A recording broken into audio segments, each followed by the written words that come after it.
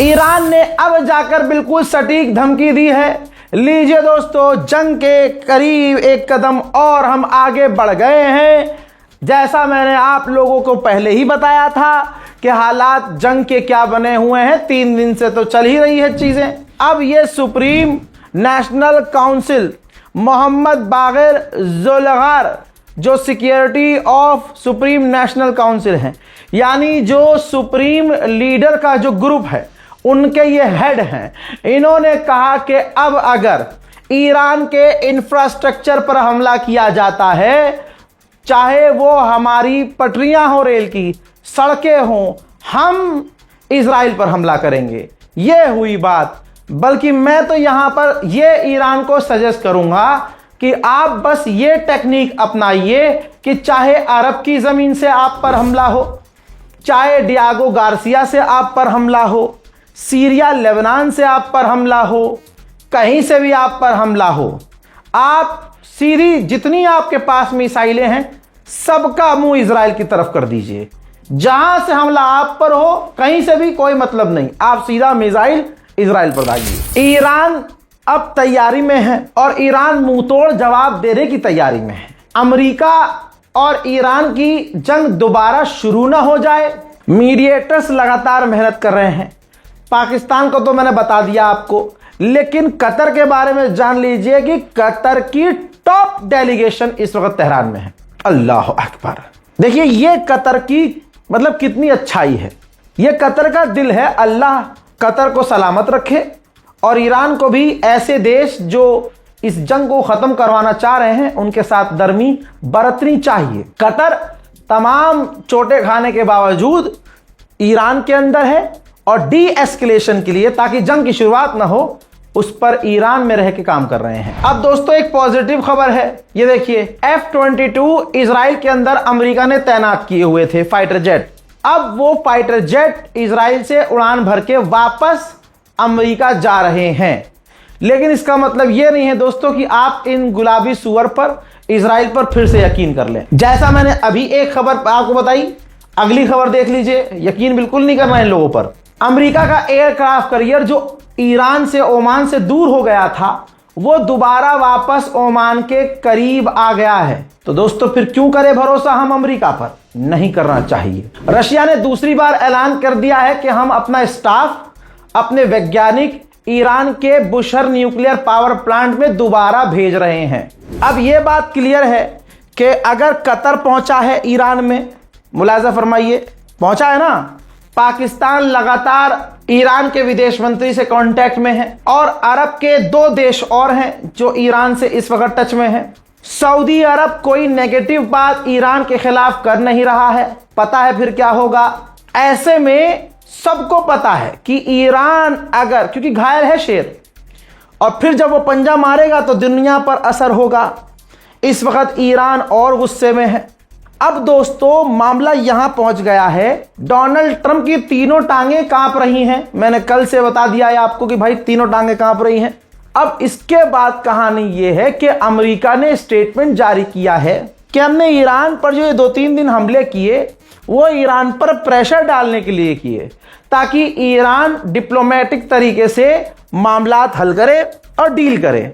है इस बात का कोई मतलब बनता है? ये बेतुकी बात है, क्योंकि दिख गया इनको, अमेरिकी इंटेलिजेंस को पता चल गया कि ये 3 दिन जो हमने हमले किए हैं, ईरान हमारे गुड़गांव को सुझाने वाला है। और ईरान ने अपने तमाम अरब साथियों से कह दिया था कि मुन्ना बीच में मत कूदना वरना लाल हो जाएगी। अब इसके बाद तमाम अरब देश ईरान को समझाने लगे, अरे भाई भाई भाई भाई भाई भाई प्लीज भाई, ये वाला। अब ट्रंप की गवर्नमेंट ने कहा कि भाई हमने तो ये इसलिए हमला किया था ताकि ईरान प्रेशर में आए और बातचीत के जरिए मामला हल करवाए, और हमारा कोई भी इरादा नहीं है कि हम इजराइल से कहें कि ईरान पर हमला करो। अल्लाह अकबर, अल्लाह अकबर। लेकिन रुकिए, इस बयान पे हमें ज्यादा खुश नहीं होना है, क्योंकि वो गुलाबी सुअर है। डोनाल्ड ट्रंप की सरकार अभी क्या कह रही है और 2 घंटे के बाद क्या कह देगी कुछ नहीं पता। मेरे दोस्तों, सुप्रीम लीडर के जो एडवाइजर हैं, छोटी मोटी पोस्ट नहीं है भाई, डायरेक्ट सुप्रीम लीडर को एडवाइस करने वाले हैं, उन्होंने मशहद में कहा पूरी भीड़ के सामने कि अपने सुप्रीम लीडर के खून का बदला लेना हमारा हक है, जिम्मेदारी है और हमारे लीडर्स की जिम्मेदारी है और हम बदला लेंगे। चलो इन फरियाद बुजुर्ग को मिल्लत ما بیان می‌کنه. ملت دفاع از حقوق خودش رو میخواد. اگر شما میگویید ما باید فلان حقوقمون بکنیم، اموالمون رو آزاد کنیم، بزرگترین دارایی ملت ما رهبری عزیزش بود. امروز ईरान किसी को बख्शने के मूड में नहीं है। ईरान के पार्लियामेंट मेंबर ने कहा है कि यूएई से भी बदला लिया जाएगा। जिस तरह से यूएई ने दुश्मन अमेरिका का साथ दिया, इजराइल का साथ दिया, उसको सजा दी जाएगी। आईईए ने कहा है, इंटरनेशनल जो ऑयल जो डिपार्टमेंट है वर्ल्ड लेवल पर, उसने कहा है कि अगर दोबारा से जंग शुरू होती है तो 2027 में पूरी दुनिया में जो पेट्रोल, डीजल, एलपीजी है ना, इसका क्राइसिस हो जाएगा जिसको दुनिया झेल नहीं पाएगी। उधर आइए, लेबनान में इजराइल ने फिर से हमला किया है, आम लोगों को निशाना बनाया है, 2 लोग बुरी तरह से घायल हुए और बड़ी तबाही मची है। السيارة المستهدفة عند واحد الرمان. السيارة المستهدفة عند واحد الرمان.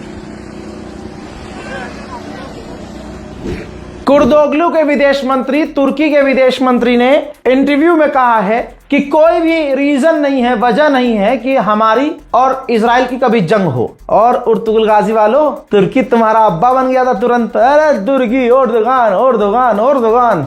लो, हर कोई खामनाई नहीं हो सकता और हर कोई ईरान बन भी नहीं सकता। तुम चाहे कितना भी घुमा लो, फिरा लो, ईरान को नीचा दिखाने के लिए कुछ भी बयानबाजी करो, लेकिन जिंदगी तुम्हारे साथ ऊपर से भी घोप घोप और नीचे से भी घोप घोप करती रहेगी। इस आदमी ने कहा है कि हमारे पास कोई वजह नहीं है कि इजराइल से हमारी जंग हो, लेकिन नेतन्याहू की जो पॉलिसी है वो हमारे लिए खतरनाक है।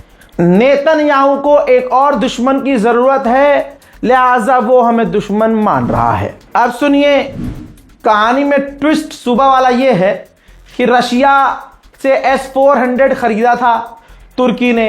अमेरिका ने कहा कि अच्छा, शुरुआत की बात है, शुरू से बता रहा हूं, अगर तुमने S-400 ले लिया है तो हम आपको F-35 नहीं देंगे, ना आपको फाइटर जेट के इंजन देंगे। तुर्की ने कहा यह तो मुसीबत हो गई यार, अब हम अमेरिका के जहाज नहीं ले सकते, हथियार नहीं ले सकते। क्यों भाई? अब हुआ क्या, तुर्की के एर्दोगान और ट्रम्प की बेहतरीन दोस्ती हुई। एर्दोगान से ट्रम्प ने कहा कि देखो माय फ्रेंड, हमारे जो अरब के देश हैं उनकी बहुत ईरान ने वाट लगाई है, तुम अगर ये अपना S-400 किसी अरब देश यूएई या सऊदी अरब को दे देगी तो हम तुमको फाइटर जेट दे देगी। एर्दोगान ने कहा यही तो सुनना था। एर्दोगान ने कंफर्म कर दिया कि हम अपना S-400 सऊदी अरब को या दूसरे अरब देश को दे देंगे। अब यहां पर ट्विस्ट ये था कि रशिया का वो S-400 है, भले ही आपने खरीदा है, लेकिन हथियारों का एक खेल ये है कि आप अगर किसी इंसान से हथियार खरीद रहे हो और दूसरे मतलब तीसरे इंसान को हथियार बेच रहे हो, तब भी आपको इंटरनेशनल लॉ के हिसाब से उस देश से जो मैन्युफैक्चरिंग कर चुका है इस हथियार की, उससे आपको परमिशन लेनी पड़ेगी कि क्या भाई हम आपका हथियार कहीं और भेज दें, बेच सकते कि नहीं। अब यहां पर रशिया से पूछा है तुर्की ने कि भाई साहब क्या S-400 आपका हम किसी तीसरे देश को बेच सकते हैं। अब बॉल गई है सीधा रशिया की गोद में। जर्मनी ने इतने गुनाह किए हैं इतिहास में कि उसको आज भुगतना पड़ रहा है और इजराइल को सबसे आगे बढ़ के सपोर्ट करना पड़ रहा है। अब दोस्तों, जर्मनी की गवर्नमेंट एक ऐसा बिल लाने वाली है कि जिस बिल के अंदर कानून ये होगा कि अब जर्मनी के अंदर कोई ये नहीं कह सकता कि इजराइल कोई देश नहीं है या इजराइल ने किसी देश पर कब्जा किया है। कोई अगर ऐसा करता है तो उसे सजा मिलेगी। हज़रात मोहतरम, बिल्कुल नई तस्वीर है, देखिए जनाबे खामनाई, शहीद खामनाई की कब्र की तस्वीर है। तो ये बिल्कुल ताज़ा तरीन कब्र है, ज़ियारत कीजिए, देखिए और इस वीडियो को शेयर कीजिए, मग़फ़िरत के लिए दुआ कीजिए, शांति और अमन के लिए दुआ कीजिए और नफ़रत ख़त्म कीजिए। नफ़रत ख़त्म करना सबसे ज़्यादा ज़रूरी है। इस रिपोर्ट में इतना ही। जय हिंद।